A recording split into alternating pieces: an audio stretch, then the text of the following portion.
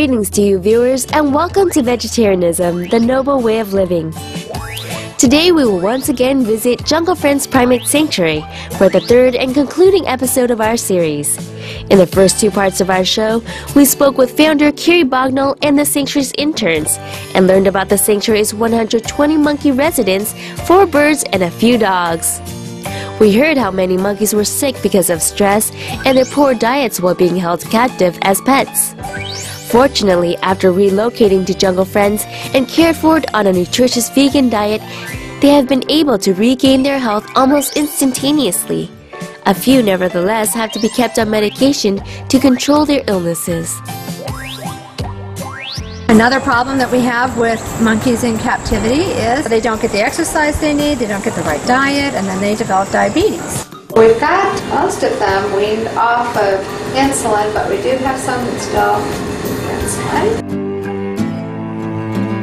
Connie, one of our monkeys, gets insulin injection every morning. She is dependent on that. Without that, she would die. She's our most diabetic monkey. And Christopher, one of our monkeys, has had thyroid issues, so he gets Thyrazine. We have a couple that get Prozac. They are extreme self-attackers. They've one bit off the tip of his finger. And on if any monkeys have little scrapes or bites or injuries. One this morning had kind of a cut on her tail, so we are giving her Clavamox, which is an antibiotic, to make sure she doesn't get any kind of infections. Natural remedies, however, are always preferred. We try to do as much with herbal remedies and diet as possible. So only a few of the monkeys get what I would call Western medication. I know that Western medication is very much treat the symptom, not the cause, and they just like to mask it with a ton of medication, and I don't like that. So I like natural and looking at what the cause is. This one is milk thistle. One of our monkeys is for Katie. She is blind and she has liver issues, so we give her some milk thistle. And then we have some older guys that we give joint ease to. This kind of helps them with arthritis. They really like it. And we give 1 dropper full of colon assist to one of our spider monkeys who sometimes has problems with constipation. So she gets that.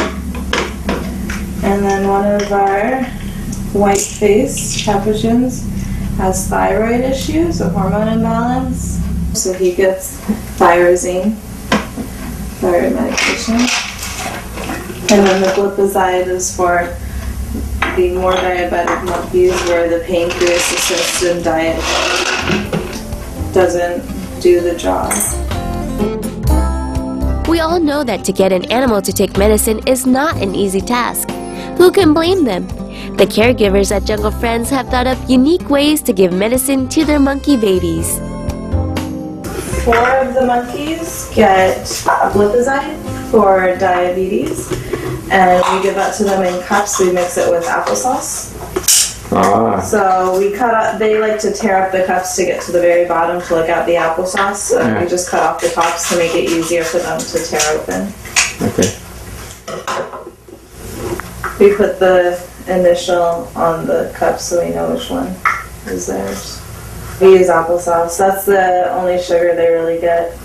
The rest of the meds we put on pieces of bread. And some of the time we try and cut it up in shapes of letters of the monkey's name to help us remember. So right now I'm just cutting the bread slices. Although the winter weather in Gainesville, Florida is warmer than Las Vegas, Nevada, where Carrie once lived with the first few monkeys, it still gets pretty chilly. In fact, the temperature can drop to below 30 degrees Fahrenheit or 1 degree Celsius. So to keep the monkeys warm, they are given heat lamps and blankets in their habitats.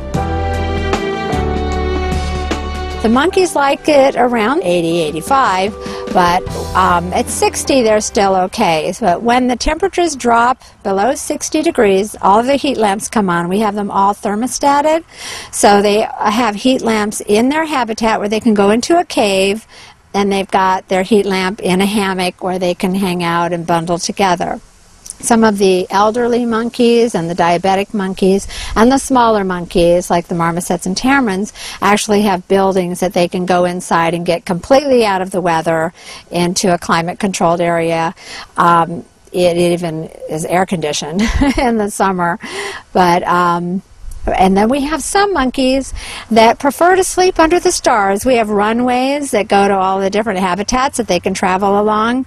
The runways are under the stars and kind of out in the open, and a lot of them like to sleep in the runways. So then we have to go out with blankets and stuff the blankets in their runways for them, so that they can wrap up in their blankets. Then the old folks who are in the indoor areas, or the diabetics, they also have blankets inside, and it's so cute to go in, especially with old Chi-Chi or Poochie, or you walk in and they've got this blanket all wrapped around their head, and you, Chi-Chi, are you there? And she'll look up like this little old lady with a blanket all wrapped, like, get out of here, close the door. You know, they're so cute. We have to do heat checks to make sure the heat lamps are working and all the monkeys are okay. For every 5-degree drop, or every 4 hours throughout the night, we're up walking around the whole place making sure everyone's okay. Indeed, caring for 120 monkeys really takes a lot of energy and time. Let's take a look at a typical workday for the sanctuary staff. We get up around somewhere between 6 and 7, depending on when the sun comes up. And the first thing we do is we put diets together. And we pass out the monkey biscuits at first light, unless it's below 40 degrees, because we don't want to take them away from their heat lamps. And the monkey biscuits pretty much have all the nutrition that they need. And then we pass out the diets.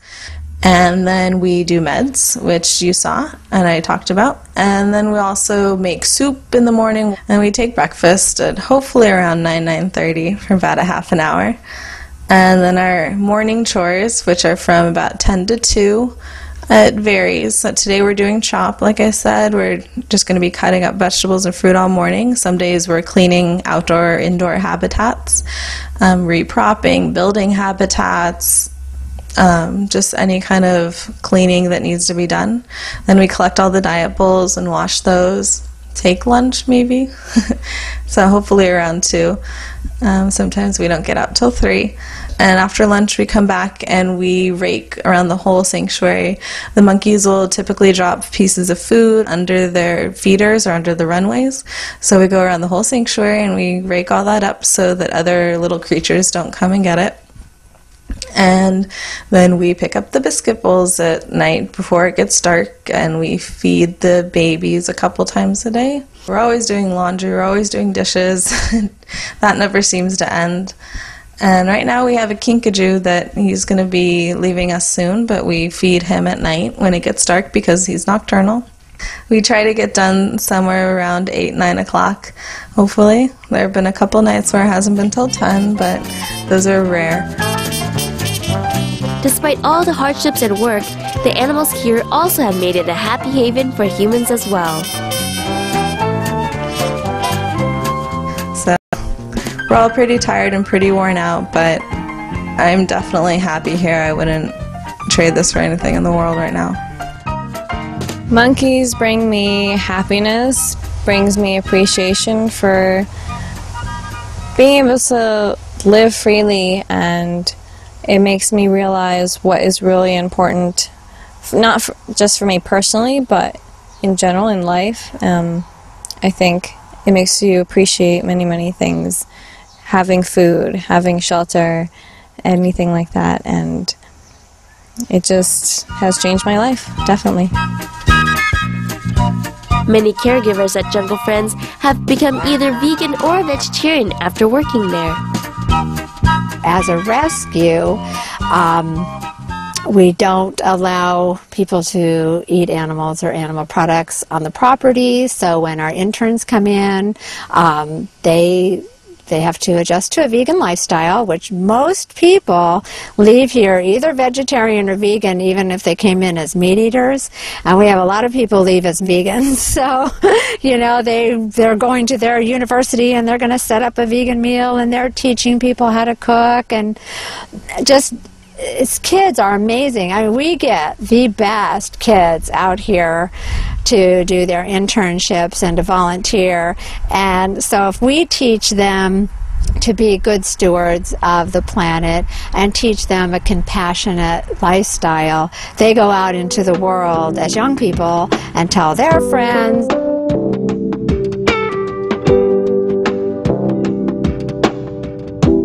Monkeys are social beings who come from tight-knit families where baby monkeys usually stay close to their mothers for up to 2 years.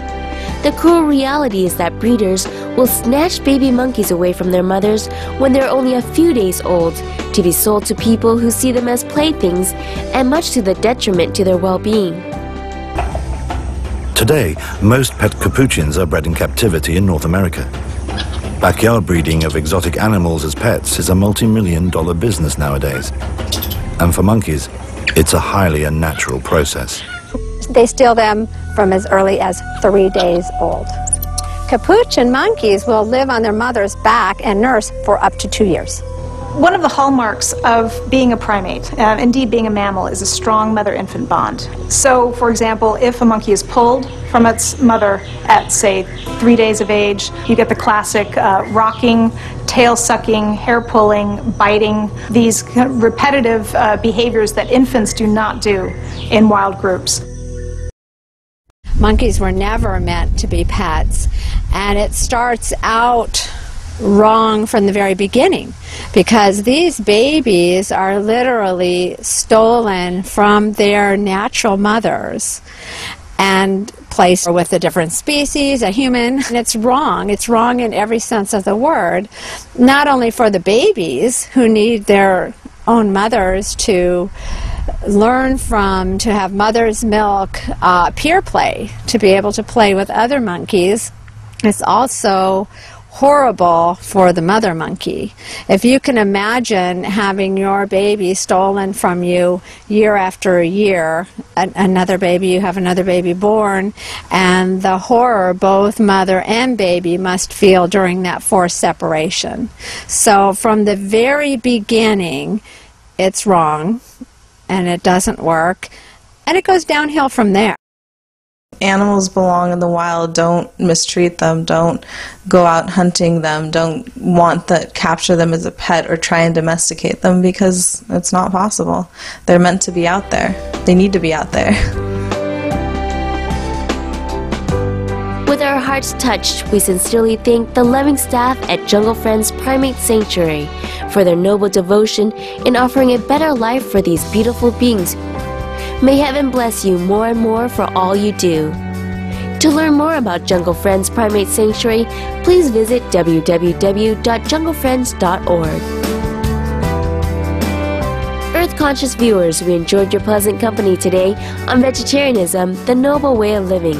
Coming up now is Between Master and Disciples here on Supreme Master Television.